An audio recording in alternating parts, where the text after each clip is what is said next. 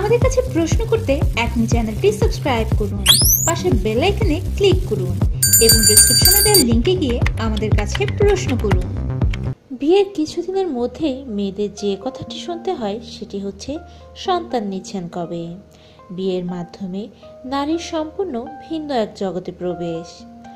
নতুন এই পরিবেশের সাথে খাপ খাওয়ানোর আগেই যেন তাকে নতুন আরেক পরিবেশে প্রবেশের আমন্ত্রণ জানানো হয়। প্রতিটি নারীর জীবনে বিয়ের চেয়েও সন্তান নেওয়ার মধ্য দিয়ে এক নতুন অধ্যায়ের সূচনা হয়। সন্তান নেওয়ার আগে প্রত্যেক নারীর শারীরিক ও মানসিক পূর্ণ বিকাশ প্রয়োজন। অল্প বয়সে সন্তান নিতে গিয়ে অনেক নারীকে অকালে প্রাণ হারাতে হয়। অনেক সময় নিজেদের ক্যারিয়ার ও ভবিষ্যতের চিন্তা থেকে বাচ্চা নিতে বেশি দেরি করলে তার সন্তান না হওয়ার পেছনে কারণ হয়ে দাঁড়াতে পারে। আজকের ভিডিওতে দেখাবো বিয়ের কতদিন পর বাচ্চা নেওয়া উচিত। একটা সময় পর্যন্ত মনে করা হতো মেয়েদের 20 বছরের মধ্যে প্রথমবার সন্তান ধারণ করা উচিত, কিন্তু সময় বদলাচ্ছে। আর সেই বদলানো সময়ে চিকিৎসকরা মনে করছেন 20 বছর নয়, বরং আরও একটু দেরি করে মা হওয়াই নিরাপদ। সেটা যেমন মায়ের জন্য ভালো, তেমনি সন্তানের জন্য নিরাপদ।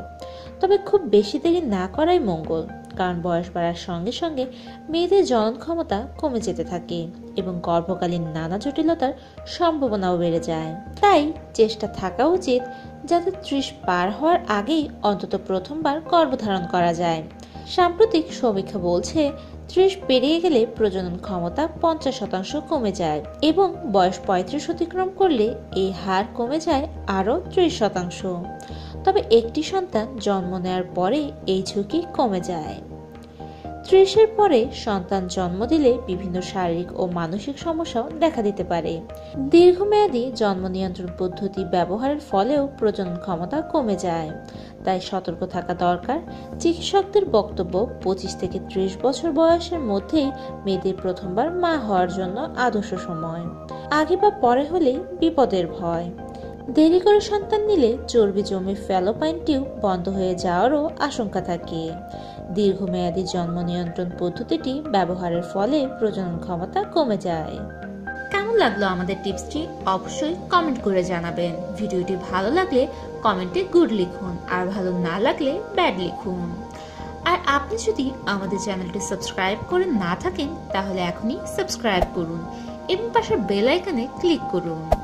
ভিডিওটি ভালো লাগলে লাইক দিন আর উপকারী মনে হলে শেয়ার করুন।